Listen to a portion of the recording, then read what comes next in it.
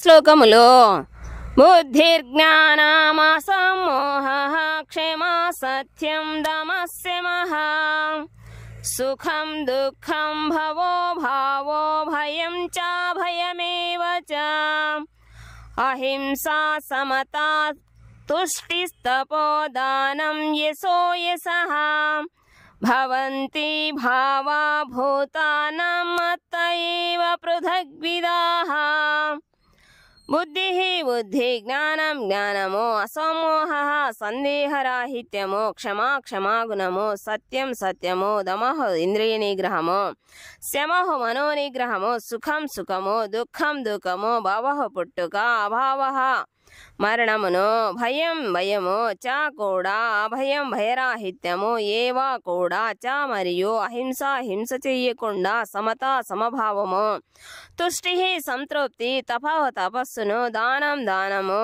యశః కీర్తి అయశః అపకీర్తి భవంతి కలుగుతుండెను భావాహ గుణములు భూతానాం జీవులకు మత్తః నా నుండియే ఏవా నిశ్చయముగా పృథక్ విదాహ వేరు వేరు విధములైన బుద్ధి జ్ఞానము సంశయము మరియు భ్రాంతిరాహిత్యము క్షమాగుణము సత్యము ఇంద్రియ నిగ్రహము మనోనిగ్రహము సుఖదుఖములు జనన మరణములు భయము భయరాహిత్యము అహింస సమత్వము తృప్తి తపస్సు దానము కీర్తి అపకీర్తి మున్నగు జీవుల ఈ వివిధ గుణములు నా చేతనే సృజించబడినవి. భాష్యము. జీవుల వివిధ గుణముల మంచి చెడు ఏమైనను అవన్నీ శ్రీకృష్ణుని చేతనే సృష్టించబడినవి. అవి ఇక్కడ వర్ణించబడినవి. విషయములను సరియైన దృష్టితో విశ్లేషించు శక్తికి సంబంధించినదే బుద్ధి అనబడును. ఏది భౌతికము ఏది ఆధ్యాత్మికము అనే అవగాహన ఏ జ్ఞానము. విశ్వవిద్యాలయపు విద్య ద్వారా పొందబడు సామాన్య జ్ఞానము కేవలము భౌతిక విషయముకు సంబంధించిన జ్ఞానమగుటచే అది ఇక్కడ వాస్తవ జ్ఞానముగా అంగీకరించబడుటచే లేదు. వాస్తవ జ్ఞానము అనగా ఆధ్యాత్మికము మరియు భౌతికముల నడువగల భేదమును గుర్తించగలుగుటయేనని అర్థము. కానీ నేటి ఆధునిక విద్యా విధానములో ఆధ్యాత్మికతకు సంబంధించిన విజ్ఞానమేదీ లేదు. జనులు భౌతిక మూలకములు మరియు దేహావసరముల పట్ల మాత్రమే శ్రద్ధ చూపుట చేత విశ్వవిద్యాలయముల జ్ఞానము పరిపూర్ణము కాలేదు. అసమ్మోహ సందేహము మరియు భ్రాంతి నుండి విముక్తి. మానవుడు సందేహాలను వీడి ఆధ్యాత్మికతను అవగాహన చేసుకొనినప్పుడు అట్టి స్థితిని సాధించును. అట్టివాడు ఆలస్యముగానైనను తప్పక భ్రాంతి నుండి విముక్తుడగును. కనుక దేనిని కూడా గ్రుడ్డిగా అంగీకరించరాదు. ప్రతి విషయమును శ్రద్ధ మరియు జాగరూకతతో అంగీకరించవలసి ఉండును. క్షమ సహనమును క్షమాగుణములను అభ్యసించవలెను. అనగా మానవుడు సహనశీలుడై ఇతరులను స్వల్ప దోషములను మన్నించవలెను. సత్యం సత్యము అనగా ఇతరుల లాభము కొరకు వాస్తవ విషయములను యథాతథముగా తెలియజేయవలెను. సత్యమును ఎప్పుడు వక్రీకరించరాదు.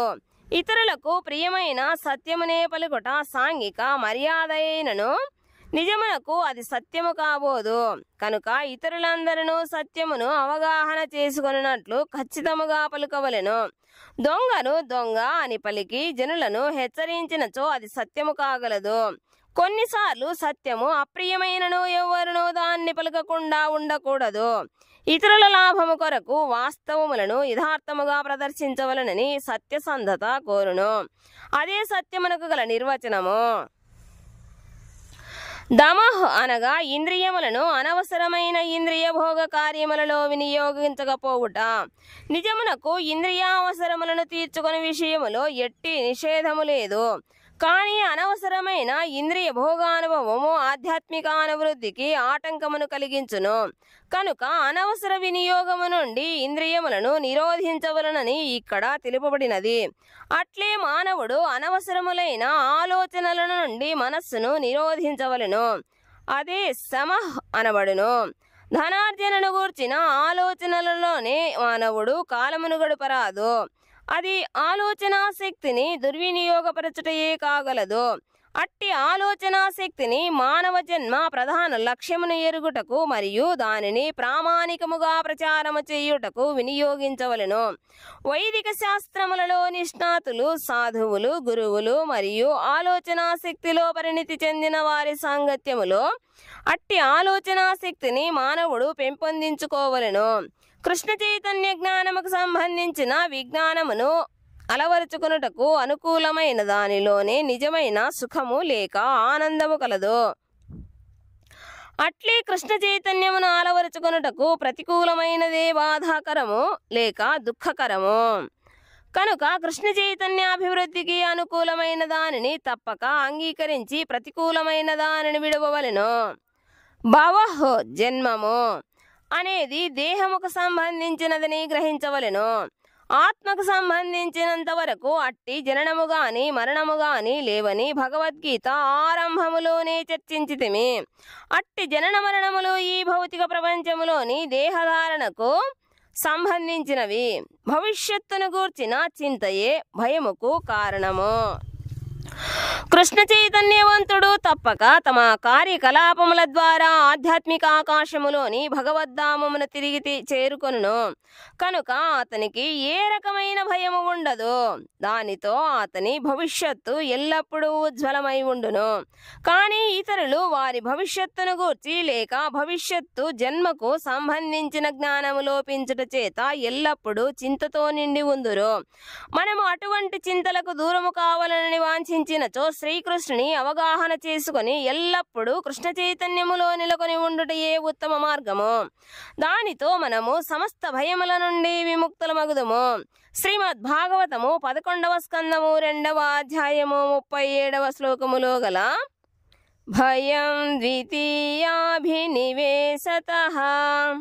శాత్ భౌతిక మాయలో నిమగ్నమై ఉండుట చేతనే భయము కలుగును అని చెప్పబడినది. కానీ మాయాశక్తి నుండి విముక్తులైన వారు తాము భౌతిక శరీరము కాదని శ్రీకృష్ణ భగవానుని అంశలమని దృఢముగా విశ్వసించువారు దేవాదిదేవుని దివ్యమైన భక్తియుక్త సేవలో నెలకొనినట్టి వారు ఎట్టి భయమును కలిగి ఉండనవసరము లేదు. వారి భవిష్యత్తు ఎంతో ఉజ్వలముగా ఉండును. అనగా ఈ భయం అనేది కృష్ణ చైతన్యవంతులు కాని వ్యక్తులకే కలుగును. ఆ భయం నిర్భయత్వము అనుగుణము కృష్ణ చైతన్యములోని వారికి మాత్రమే సాధ్యపడును. అహింస అనగా ఇతరులకు కలతను లేదా దుఃఖమును కలుగజేయు కార్యమును చేయకుండుట. రాజకీయవేత్తలు, సామాజిక శాస్త్రవేత్తలు, లోకోపకారులు వంటి వారిచే వాగ్దానము చేయబడు భౌతిక కార్యములు ఆధ్యాత్మిక దృష్టి లోపించుట చేత వారికి సత్ఫలితములనీయవు. మానవులు తమకు ఏది ప్రయోజనకరమైనదో ఎరుగకపోవుటయే అందుకు కారణము. మానవ జన్మ పరిపూర్ణ ప్రయోజనము సిద్ధించు మార్గములో జనులకు శిక్షణను అందించుటయే అహింస అను పదముకు అర్థము. మానవ దేహము ఆత్మానుభూతి కొరకై ఉద్దేశించబడినది కనుక అట్టి ప్రయోజనమును సాధించలేని ఉద్యమము లేదా ప్రణాళిక ఏదైనను మానవ దేహము పట్ల చేయబడు హింసయే కాగలదు. జనులకు భావి ఆధ్యాత్మిక ఆనందమును కలుగజేయు కార్యమే అహింసగా పిలువబడును. సమత అనగా రాగద్వేషముల నుండి విముక్తిని సూచించును. అధికమైన ఆసక్తిని కలిగి ఉండుట లేక అధికమైన ద్వేషమును కలిగి ఉండుట ఉచితము కాదు. కనుక ఈ భౌతిక జగత్తును రాగద్వేషరహితముగా అంగీకరించవలెను. కృష్ణ చైతన్యము కొరకు అనుకూలమైన దానిని అంగీకరించి ప్రతికూలమైన దానిని నిరాకరించవలెను. అదే సమత అనబడును. కృష్ణ చైతన్య నిర్వహణలోని ప్రయోజనమును అనుసరించి కాకుండా ఇతర ఏ విధముగాను కృష్ణ చైతన్యవంతుడు అంగీకరించవలసినది గాని నిరాకరించవలసినది గాని ఉండదు. తుష్టి అనగా సంతృప్తి.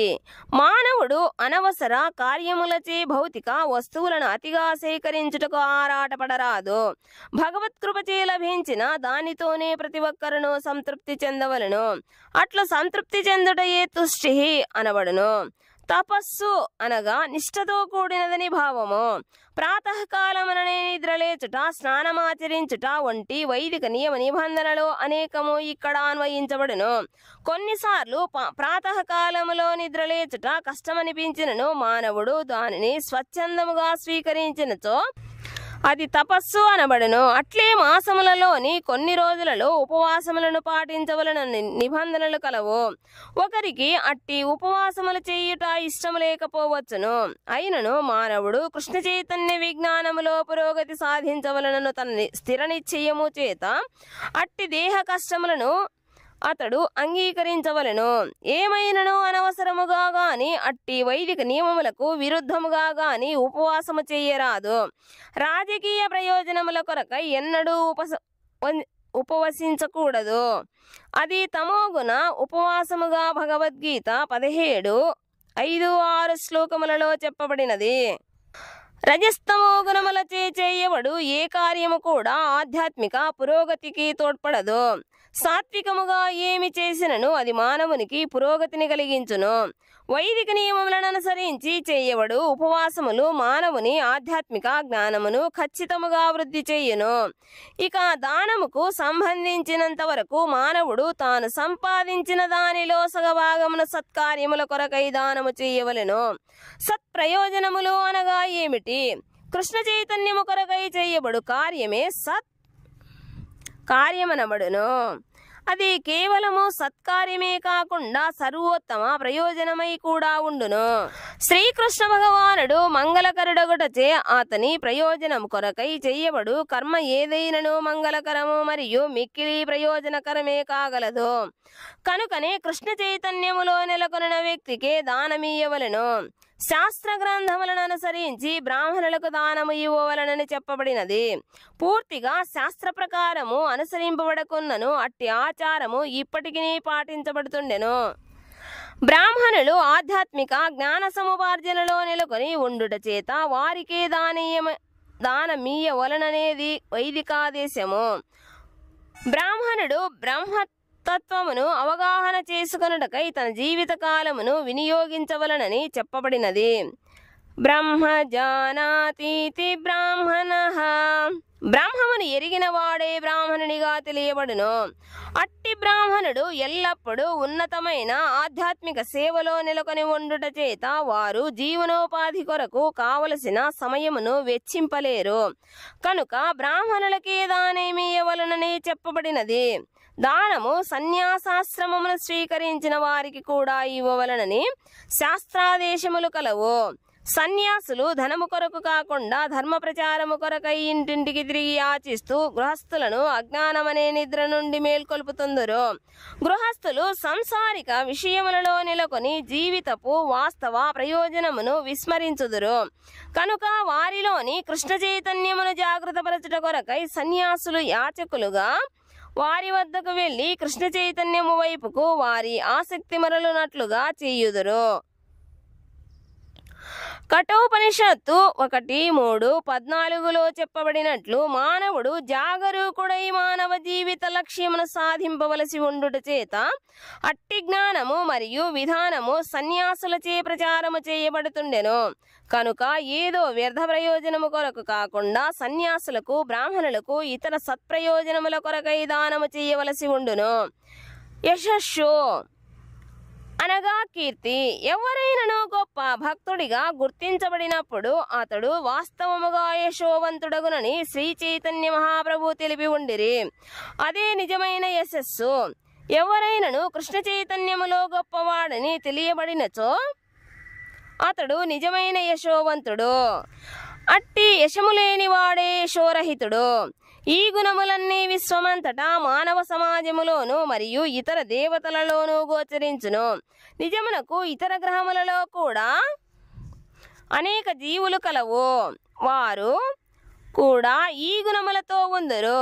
కృష్ణ చైతన్యములో పురోగమించు వారి కొరకై శ్రీకృష్ణుడు ఈ గుణములను సృష్టించెను. ఆ విధముగా యత్నించు కృష్ణ చైతన్యవంతుడు తనలో అట్టి గుణములను వృద్ధి చేసుకొనును. అనగా దేవాదిదేవుని భక్తియుక్త సేవలో నెలకొనిన వాడు దేవాదిదేవుని నిర్దేశములను అనుసరించి ఈ సద్గుణములన్నింటినీ వృద్ధి చేసుకొనును. మనము చూచు శుభాశుభములనే రెండింటికి మూలము శ్రీకృష్ణుడే. శ్రీకృష్ణుడిలో లేనిదేది ఈ భౌతిక జగత్తులో స్వయముగా ప్రకటము కాదు. అనగా విషయములు భిన్నముగా గోచరించినను సమస్తము శ్రీకృష్ణుని నుండే ఉత్పన్నమవుతుండునని గ్రహించుటయే నిజమైన జ్ఞానము.